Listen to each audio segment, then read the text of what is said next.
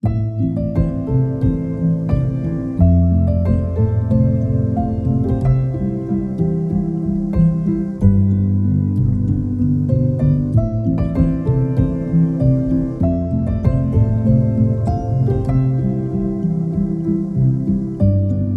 à toutes et à tous. Aujourd'hui, nous sommes en compagnie de Anne, une amie co-chercheuse qui s'est prêtée au jeu du témoignage. Et celui-ci va porter sur un sujet de l'actualité mondiale. Bonjour Anne. Bonjour Marion, bonjour à tous. Alors, ce nouveau point de vue d'ensemble, de conscience de groupe auquel nous nous exerçons, nous amène aussi à nous questionner sur l'actualité, en nous basant sur l'idée que le monde extérieur est le reflet de notre monde intérieur. Que tout événement, quel qu'il soit, est un indicateur de ce qui est actif en nous et dans l'humanité et qui cherche à évoluer. Alors aujourd'hui, le fait d'actualité que tu as choisi d'éclairer, Anne, est celui de la surpopulation carcérale. Un problème grandissant non seulement en France, mais dans de nombreux pays du monde. Dans un article du journal L'Humanité du 2 mars 2026, on lit « La France, pays des droits de l'homme, s'érige au rang d'un des plus grands pénitenciers d'Europe. Le taux de densité carcérale atteint les 137%, obligeant les détenus à vivre dans des conditions d'enfermement indignes et insalubres. Depuis 2013, la France a été condamnée à 9 reprises par la Cour européenne des droits de l'homme pour conditions indignes de détention. » Rien qu'en lisant cet article, je sens que ça provoque pas mal de réactions. Oui, tout à fait. Et c'est aussi la première étape du processus, du coup, qui est justement d'observer avec recul quelle réaction émotionnelle ce fait d'actualité provoque en nous. Et donc, pour vous donner des exemples, pour ma part, j'ai ressenti plusieurs émotions. Donc, la première qui est venue, c'est vraiment de l'indignation. Mais comment est-ce que c'est possible qu'on puisse traiter ces êtres humains de cette sorte? Alors même si ce sont des personnes qui ont fait des actes cruels, ça reste avant tout des êtres humains. Là, on voit bien dans ce sujet qu'ils sont traités comme des animaux, ils ne sont pas considérés, on les laisse croupir dans les prisons. Et puis j'ai senti aussi une sorte, de l'incompréhension, en fait, que ce sujet ne soit pas pris au sérieux par les politiques. Et pour finir, j'ai aussi senti une sorte de désintérêt parce qu'en fait, c'est un sujet qui reste loin de mon quotidien. Moi, je ne suis pas en contact avec des prisonniers, ce qui fait qu'à un endroit, je ne me sens pas concernée en fait par ce sujet-là. Et est-ce qu'en écoutant ailleurs, tu as pu observer d'autres sortes de réactions aussi ? Oui, tout à fait. J'ai perçu d'autres réactions, notamment en lisant certains commentaires sur Internet. Et là, à l'inverse, j'ai pu voir qu'il y avait aussi de la colère, mais de la colère contre les personnes qui souhaitent améliorer les conditions de détention des prisonniers, avec ce sentiment-là de satisfaction du fait que les prisonniers ils méritent leur punition et ces conditions inhumaines, et presque qu'on leur doit rien et que c'est presque même tant mieux s'ils souffrent. Il y avait beaucoup ça, ouais, dans les... Ah ouais, en effet, on voit que ça déclenche vraiment des émotions de toutes sortes. Oui. Donc une fois qu'on a fait cet état des lieux, c'est quoi la suite? Est-ce que c'est ça la recherche de travail intérieur? D'être au clair avec les émotions que l'actualité provoque? Alors non, donc même si cette phase de reconnaissance des émotions, elle est vraiment importante, parce que c'est elle qui nous apprend à les discerner et à les voir simplement pour ce qu'elles sont, ce n'est que la première étape de la quête intérieure. Donc l'étape d'après, c'est celle qui est de faire l'effort d'aller se renseigner plus précisément sur le fait d'actualité. Ça, c'est une étape importante parce qu'en fait, quand je lis un article, j'ai immédiatement toute une ribambelle de réactions émotionnelles et de pensées critiques à l'instant même où je lis. Et le plus souvent, ce que je fais, c'est que je m'arrête à ces réactions-là et je ne cherche pas plus loin. En fait, je ferme mon journal et la seule chose qui me reste, c'est le souvenir de comment j'ai réagi moi. Donc finalement, je suis en contact avec moi-même et seulement avec moi-même.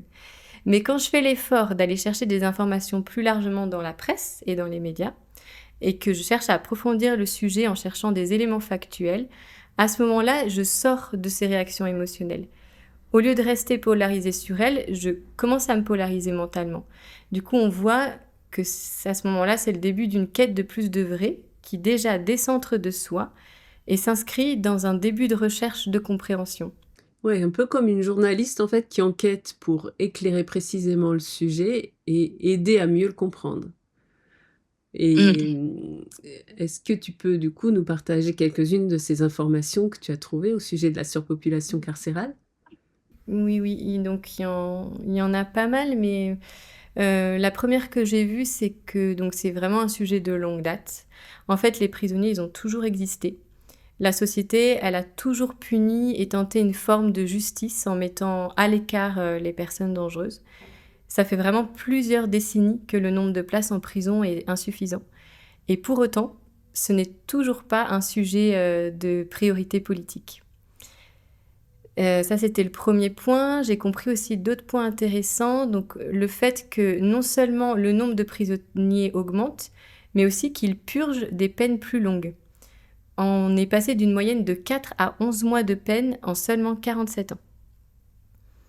Il y a un autre point que j'ai constaté aussi, c'est vraiment le réel manque de moyens pour s'occuper de la réinsertion des prisonniers. En fait, il y a très peu de projets consacrés à leur accompagnement psychologique. Et du coup, ce manque, ça a créé des risques de récidive. Et pour vous donner aussi des chiffres, ce risque-là, en Europe, il s'élève entre 30 et 50% sur les 2 ans après la sortie de prison. Donc c'est vraiment pas anodin. Il y a un autre aspect aussi qui est intéressant quand on creuse le sujet, c'est que donc les prisons, donc c'est des dispositifs de mise à l'écart. La plupart du temps, quand on les construit, on cherche à les construire loin des villes. En fait, elles coûtent très cher et il y a absolument aucun intérêt économique à construire une prison. Et l'idée même d'avoir une prison sur sa commune, ça engendre de la peur. Et en fait, j'ai réalisé que c'était un sujet qui était très tabou. Du coup, on voit bien à ce moment-là que la problématique que soulève ce fait, c'est vraiment celle de notre rapport aux prisonniers. Un rapport qui est vraiment dénué de considération, où on voit que les prisonniers ils sont traités en rien, comme des frères et des sœurs dignes d'intérêt, et où la peur et la honte nous les font tenir très à l'écart. Et là, on réalise qu'en fait, l'aspect surpopulation de cette actualité, c'est finalement une conséquence de la manière dont on va traiter les prisonniers. Ouais, c'est vraiment intéressant de sentir qu'avec toutes ces données factuelles que tu as amenées, on est dans un rapport plus mental et on pourrait même dire plus froid avec le fait d'actualité et on en a une représentation plus proche de la réalité aussi. Mmh. Mais alors si le monde extérieur est le reflet de notre monde intérieur, comment on fait le pont entre l'événement extérieur et notre monde intérieur? Oui, eh bien donc ça va être par la recherche des pensées, des idées auxquelles on croit et qui sont à l'origine de cette actualité. Donc maintenant, on sait que tout ce qui existe, c'est le résultat de ce qui est pensé. On peut alors se poser la question par rapport à ce fait d'actualité, donc quelle pensée, quelle croyance présente dans ma pensée et même plus généralement dans la pensée humaine engendre un emprisonnement et un manque de considération des prisonniers. Donc en prenant le temps de méditer dessus, j'ai vu qu'il y avait plusieurs croyances qui génèrent et nourrissent cette situation. Alors, on ne va pas pouvoir toutes les explorer et puis c'est vraiment important d'en prendre une seule, assez claire pour ce travail-là. Du coup, j'en ai choisi une de celles qui semblaient, on va dire, les plus actives aujourd'hui. Et elle est basée sur la croyance qui dit que ce qui n'est pas visible n'existe pas. Et plus précisément en lien avec le fait d'actualité, je l'ai formulé ainsi: il suffit de ne pas voir le mal pour qu'il n'existe pas. On pourrait aussi la formuler d'une façon un peu plus individuelle pour bien la comprendre. C'est tous ces moments-là où on dit à l'intérieur de nous: si je cache mes mauvais actes, mes défauts, aux autres et à moi-même, alors ils n'existent pas. Ouais, je vois et en fait, même inconsciemment, on sent que c'est ça qui se passe, même si on se le dit pas intérieurement. Mmh. Mais alors attends, pour mieux réaliser en quoi, ils sont le reliés les 2 là, c'est-à-dire la croyance et le fait d'actualité, est-ce qu'on peut les remettre en face? Donc il suffit de ne pas voir ce qui est mal pour que ça n'existe pas et la surpopulation carcérale. Du coup, si on voit qu'on a l'habitude d'emprisonner systématiquement, loin de notre conscience, tout ce qu'on juge mauvais pour que ça n'existe plus, autant nos défauts et nos mauvais actes ou ceux des autres que tout ce qui nous dérange, On peut facilement imaginer que ça finit par s'accumuler et surpeupler tous nos cachots intérieurs et Mm. créer du coup une atmosphère plutôt croupissante. Et du coup, cette croyance, est-ce qu'elle est vraiment active à beaucoup d'endroits? Est-ce qu'on peut explorer un peu? Tu aurais des exemples à nous donner pour nous aider à réaliser où est-ce qu'elle est à l'œuvre dans la société et peut-être aussi en nous, plus individuellement? Oui, oui, tout à fait. On peut donner pas mal d'exemples. Et d'ailleurs, juste avant, pour nommer que ça aussi, c'est une phase vraiment importante du processus. Toutes les phases sont importantes, mais celle-ci, elle est importante parce que du coup, elle va nous permettre de repérer absolument partout où c'est cette croyance-là qui dirige les comportements et les choix. Et donc, pour revenir donc sur des exemples par rapport à ce sujet, donc déjà en tant que société, on va voir que ce sont absolument tous nos sujets tabous. Donc on peut nommer les guerres injustes, les détournements d'argent public pour servir une cause personnelle, les prises de pouvoir, les scandales de violences sexuelles au sein de l'Église, etc., etc., etc. En fait, ce sont tous les événements dont nous ne sommes pas fiers en tant que société et qu'on a envie de cacher aux yeux des autres. On sent quand même qu'on est dans une société qui a peur de dire et où le silence et les non-dits détruisent des institutions. Il y a quand même de nombreuses injustices qui sont tues très longtemps avant de pouvoir en parler. La société, elle emprisonne ces sujets tabous, ces injustices sociales, en les réduisant au silence, en faisant comme si elles n'existaient pas. Par exemple, il y a très peu de financement de reportages sur certaines guerres. Il y a des décisions politiques qui sont inexistantes, concernant le droit des femmes ou les violences faites aux enfants, ou la population carcérale. Il y a une pression aussi pour faire taire certains sujets, les violences sexistes dans le monde du cinéma par exemple. Je pourrais citer vraiment plein de nombreux exemples récents et juste pour en citer un, c'est celui de l'affaire Epstein qui est malheureusement un bel exemple dans le sens où c'est une affaire qui a été tenue secrète pendant vraiment très longtemps et par de nombreuses personnes en même temps. Ouais, énorme cet exemple en effet. Oui. Donc ça, c'est où elle est active, cette croyance à l'échelle de la société et on voit bien qu'elle est très en prise. Et maintenant, est-ce qu'on peut voir à l'échelle individuelle ce que ça donne? Oui, tout à fait. Et donc, par exemple, à l'échelle de nos petites vies familiales, c'est aussi un endroit où on peut vraiment que constater nos difficultés à parler des sujets tabous. Pour vous donner un exemple, donc dans ma famille, comme dans plein d'autres familles, il y a quelques années en arrière, il y a une histoire d'inceste qui a été révélée.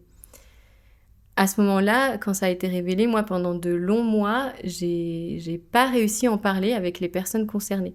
J'avais tellement peur de voir, peur que cette réalité, elle détruise l'image que j'avais de ces personnes-là, que ça m'a poussée à vouloir garder leur côté sombre en prison, sous la clé du silence, quoi. Et j'ai compris à ce moment-là que ce refus de voir, c'était vraiment comme condamner cette histoire à perpétuité. Mmh. Et puis j'ai vu aussi d'autres exemples. J'ai vu que cette croyance, elle se niche aussi au niveau de nos chemins spirituels, où à ce moment-là, ce déni de voir, il fait obstacle au développement des qualités de l'âme. En fait, on nie pour garder en prison nos parts d'ombre et ainsi pouvoir rester dans une fausse paix, donc une paix qui est, on va dire, bonne pour notre confort personnel, mais qui est très très mortifère pour l'avancée du bien commun.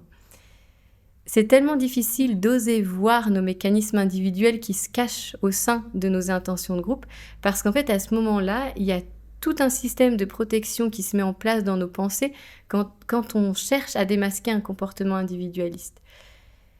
Moi, j'ai mis vraiment beaucoup de temps à oser et aussi à être capable de voir mon désir énorme de paix personnelle qui se nichait à cet endroit-là. Quand j'ai commencé à voir l'impact mortifère qu'il avait sur le travail de groupe, ça n'a pas été un moment très agréable à accepter. Mais on voit que du coup, dans tous ces exemples, de tous ces exemples de refus de voir, donc qu'ils soient à l'échelle d'une société, d'un groupe, d'un individu, on voit que du coup, ça engendre des mises au cachot systématiques. C'est exactement la même chose quand nous mettons les personnes fautives en prison pour nous en débarrasser, qu'elles ne nous dérangent pas et qu'on puisse à ce moment-là enfin les oublier et enfin vivre nos petites vies tranquilles. Ouais. On voit bien toute la difficulté à voir, même à être capable de voir et d'être conscient qu'il y a vraiment des choses qui freinent l'avancée globale au service de tous. Et on sent aussi bien comment ça se traduit psychologiquement avec ce que tu nous en dis là. Mais du coup, si elle est présente comme ça partout, cette croyance, on peut se poser la question d'où elle vient. Est-ce qu'on est complètement à côté de la plaque en tant qu'humanité en pensant, en ayant ces croyances et celles-là dont il faut cacher les défauts pour qu'ils n'existent pas? Ou est-ce qu'il y a une once de vérité cachée derrière cette pensée-là? Et oui, effectivement, l'humanité n'est pas à côté de la plaque. En fait, une croyance, elle n'est pas là par hasard. Elle est ancrée dans nos pensées parce qu'effectivement, comme tu dis, elle porte en elle une part de vérité. En fait, c'est bien une idée d'ensemble que l'humanité a captée.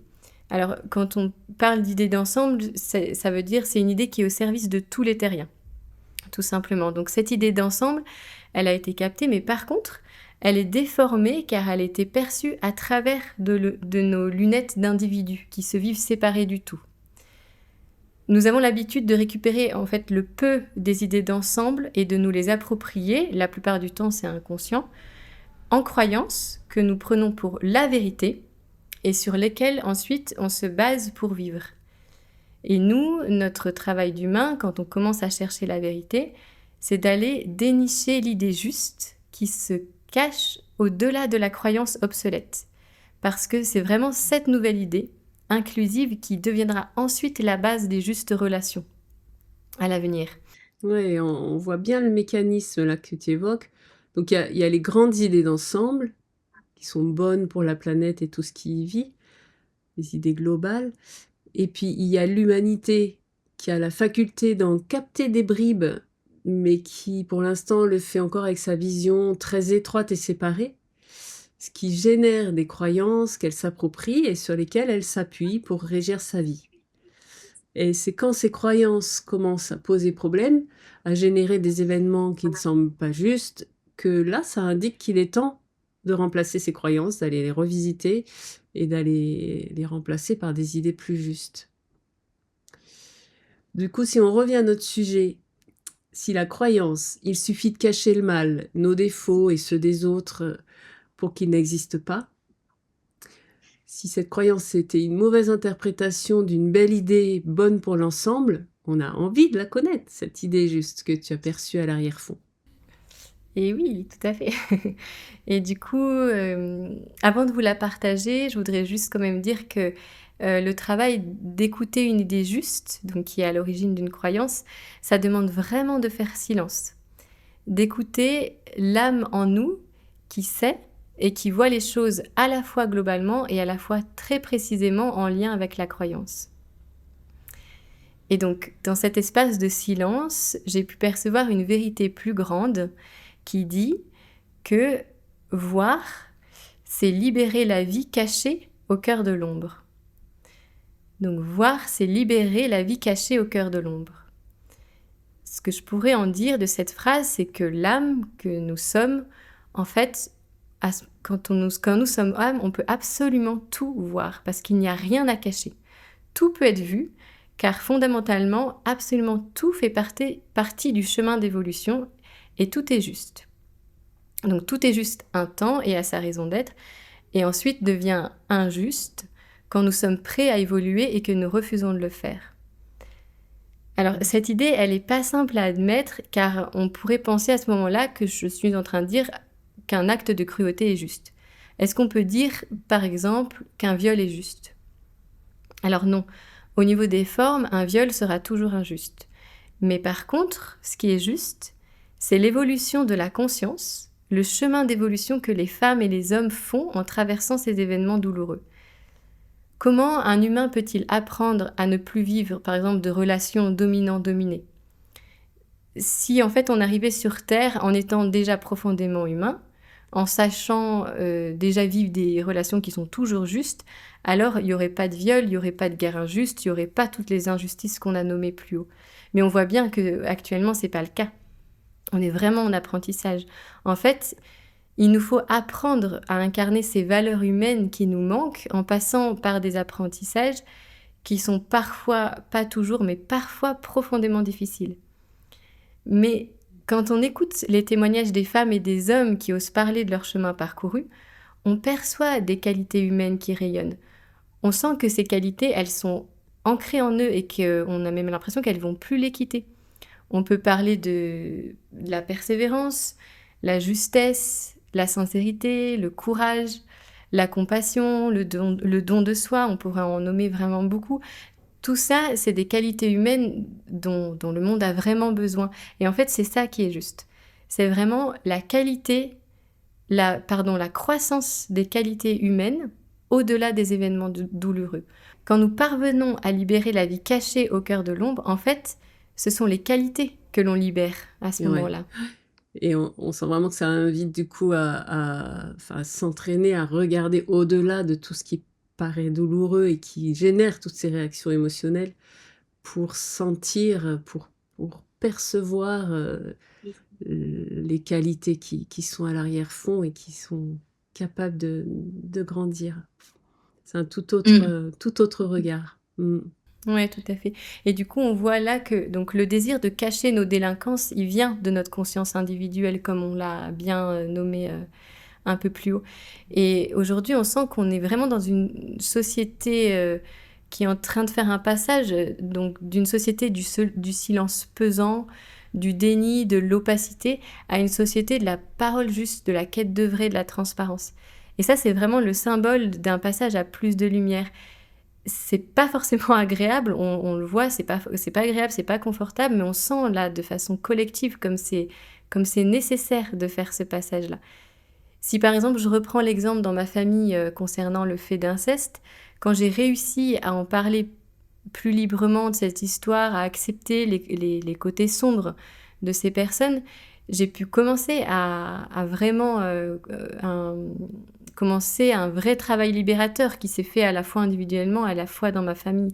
Et à ce moment-là, j'ai senti que donc, quand je garde sous silence, en fait, j'emprisonne la vie. Mais quand j'ose regarder et parler, à ce moment-là, je peux libérer la vie. Parce qu'en fait, on sent qu'il s'agit bien de commencer par oser voir la dualité de nos identités. Une société, elle va devenir juste quand elle sera capable d'intégrer sa propre violence, de voir et de considérer ses prisonniers, de les accompagner comme des êtres humains en chemin, et pas comme des personnes à ne plus voir, comme vraiment des êtres humains en évolution. Donc on sent que voir, c'est vraiment le premier pas vers la libération. Si on ne voit pas, on ne peut pas libérer en fait. En acceptant de voir nos côtés sombres, à ce moment-là, on peut commencer à emprunter un vrai chemin de compréhension aimante. On va pouvoir faire des choix qui sont peut-être audacieux, on va pouvoir commencer à guérir à ce moment-là. Ouais, on peut vraiment commencer à entrevoir vers quoi le système carcéral va se diriger si l'humain commence à s'occuper du mal avec sagesse et qu'il l'appréhende comme une opportunité de voir les qualités qui peuvent s'épanouir. Et d'ailleurs, sur les dispositifs actuels de justice réparatrice, de médiation humaniste et de patiente réinsertion, c'est vraiment les prémices de ça. On sent que ça va transformer totalement les choses. Et alors, si à la place de l'ancienne croyance, on se met à cultiver l'idée selon laquelle voir libère la vie, qu'est-ce que ça change, tu nous dirais? Alors, de façon personnelle, je sens vraiment que quand je me connecte à cette idée, ça va vraiment venir stimuler du coup des qualités qui sont celles de l'honnêteté et du courage. Il y a vraiment les deux qui étaient vivantes parce qu'en fait, quand je comprends intimement que tout ce qui est a une raison d'être et tout est voué à évoluer, alors ça me donne vraiment envie de révéler le chemin vers cette vérité qui est toujours plus vraie, qui devient vraie à chaque étape. Et même si c'est pas facile, que ça demande vraiment du courage, je ressens une espèce d'urgence joyeuse de dire vrai, d'être honnête, de ne plus tromper. Je sens aussi vraiment le courage d'oser regarder, mais sans être effrayé. Aussi la confiance dans le processus de libération. Et puis une acceptation aussi plus simple, en fait, des côtés sombres. Et ça, c'est vraiment... C'est vraiment beau de sentir ce soutien, cet amour profond de l'âme que nous sommes et parce que nous, en tant qu'âme, en fait, on aime absolument, mais chaque pas d'évolution, quel qu'il soit. Et à cet endroit-là, il y a absolument aucun jugement. Ouais, on sent que ça fait basculer dans un tout autre état d'être, plus vivant, plus joyeux, que quand on croit qu'il faut cacher et faire en sorte de plus voir, où là, c'est un côté très figé. Et ce nouvel état d'être, certes, il demande du courage, enfin, il puise dans le courage et on sent bien, il part vraiment d'un élan d'amour qui spécule sur les qualités cachées de l'humanité. Alors, si on en revient maintenant au sujet d'actualité qui nous occupe ici, celui de la surpopulation carcérale, est-ce que tu peux nous partager comment tu l'appréhendes après avoir fait tout ce cheminement? Mmh. Oui et du coup, déjà, d'une façon générale par rapport à l'actualité, en fait, quand je réalise que le monde extérieur, c'est le reflet de notre monde intérieur, ça vient vraiment stimuler en moi cette, responsabilité joyeuse, dont je parlais un petit peu plus haut.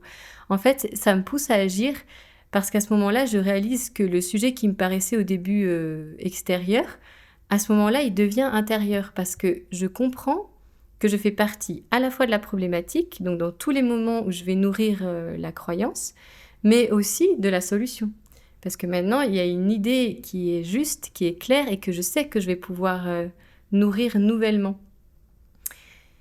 Et puis par rapport vraiment au sujet de la surpopulation carcérale, je comprends maintenant que donc les prisonniers enfermés physiquement, en fait, ils sont l'expression de nos propres dénis, de tout ce que l'on cache, de nos actions personnelles qui entravent les lois d'ensemble. Du coup, je sens qu'on est vraiment ensemble dans un long processus de réinsertion dans la société pour devenir de plus en plus humains. Je me sens donc engagée sur le même chemin, tout en reconnaissant le travail qui est le mien actuellement, donc qui est vraiment de discerner les comportements individuels et séparateurs qui ont plus lieu d'être, et sans mettre l'accent dessus, donc sur ces comportements individuels, ensuite d'affirmer et de vivre intérieurement les valeurs d'ensemble correspondantes. Et là, à ce moment-là, c'est vrai que c'est joyeux parce que du coup, je sens que je deviens une actrice intérieure d'un monde qui change plutôt qu'une spectatrice impuissante, comme un petit peu au début de l'interview où finalement je lis les articles et puis je ferme mon journal et la seule chose dont je me souviens, c'est mes réactions émotionnelles et je sais pas quoi faire par rapport au sujet, quoi. Ouais, je sens que c'est un sacré changement, cette nouvelle attitude face à l'actualité et qui met dans une activité intérieure et c'est là où on n'a pas forcément l'habitude. C'est: «Qu'est-ce que je fais?» C'est plutôt, voilà, il y a beaucoup d'activités à mettre en œuvre, mais à l'intérieur et c'est un changement qui est sûrement bien plus sacré que ce qu'on peut imaginer, qui aura des impacts bien plus sacrés que ce qu'on peut, Mmh. imaginer, ouais. Alors avant de finir, peut-être juste un dernier point car, il me semble que se pose quand même la question: est-ce qu'on va devenir une société où chaque tension doit être travaillée? Où les humains vont passer leur temps à s'occuper de leur côté sombre? Quand on imagine ça, on voit une dérive possible vers une attitude encore très auto-centrée et au détriment du bien commun. Oui, oui, c'est vraiment une remarque importante parce que du coup, ce que je sens vivant par rapport à cette question, c'est que vraiment l'effort de voir nos côtés sombres, il est nécessaire, mais seulement pour ceux qui en freinent momentanément l'avancée de la conscience de groupe. En fait, effectivement, c'est pas en s'occupant de chacun de nos défauts personnels que la conscience de groupe, elle va advenir, mais en discernant quels sont ceux qui lui font réellement obstacle. Apprendre à discerner ce qui est de l'ordre du commun et de ce qui est de l'ordre de l'individu, c'est vraiment un long processus qui se fait graduellement et qui se fait collectivement. C'est pas facile. On a très vite fait de se tromper et de prendre nos aspirations personnelles pour des intentions d'ensemble. Ça, on l'a tous fait, mais c'est pas grave. C'est un chemin qui est vraiment important et qui, petit à petit, justement, va nous apprendre à nous occuper seulement de ce dont il est nécessaire pour nous actuellement, c'est-à-dire l'avancée de la conscience de groupe. Et même si on fait des erreurs là-dedans, c'est voilà, on le fait ensemble et petit à petit, on arrive de plus en plus à discerner, ces deux côtés-là.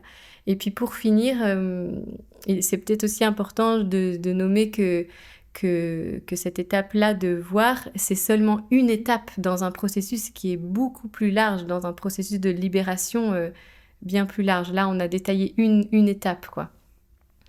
Oui, d'ailleurs, dans les témoignages qu'on a pu faire sur la notion de croyance, il y a d'autres étapes qui sont évoquées Oui, et abordées. Donc, si ça vous intéresse ouais.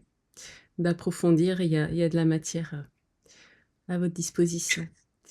Et ouais, en tout cas, on sent qu'on a besoin d'aiguiser le sens de la vue et de l'écoute pour aller débusquer ce qui a besoin d'être débusqué et qu'on s'arrête pas à notre première façon finalement de voir et d'écouter les choses. Mm. Donc pour conclure, on peut évoquer, je trouve, ce qui a émergé en t'écoutant tout au long, c'est le parallèle entre la croyance de devoir mettre au cachot tout ce qui nous déplaît et l'attitude finalement qu'on adopte vis-à-vis de l'actualité quand on se met en chemin vers une vie intérieure et où on cherche plutôt à se protéger de tous les côtés sombres de l'humanité que l'actualité nous montre en la gardant bien emprisonnée loin de nous et en refusant de s'y intéresser finalement. On la met au cachot pour qu'elle n'existe pas, mais elle y croupit, s'accumule et finit par récidiver de plus belle, entraînant une surpopulation de sujets brûlants d'actualité qu'on voit bien émerger en ce moment. Et tout le chemin dont tu viens de témoigner, Anne, nous a bien fait réaliser que non seulement c'est vraiment OK de voir nos parts sombres, les nôtres et celles de l'humanité, et que c'est même nécessaire. Vraiment, comme tu le disais aussi, et que c'est à ça qu'on est appelé si on veut vraiment participer à l'avènement d'un monde meilleur, et tous ensemble, à s'entraîner à voir et accepter pour voir ce qu'on peut en faire de beau finalement. Alors merci beaucoup Anne de t'être prêtée au jeu du témoignage sur ce sujet et d'avoir ouvert le bal puisqu'il va y avoir d'autres témoignages bientôt sur d'autres sujets d'actualité. Et ben merci aussi, c'était un grand plaisir aussi de partager ça et en espérant voilà, que ça va continuer à contribuer, à réaliser qu'on a un vrai pouvoir d'agir intérieurement, en conscience. Sacré pouvoir. Eh bien, merci à toutes et à tous pour votre écoute et n'hésitez pas à mettre un commentaire ou à nous interpeller si ça soulève des questions. Et à bientôt. Merci à tous, à bientôt.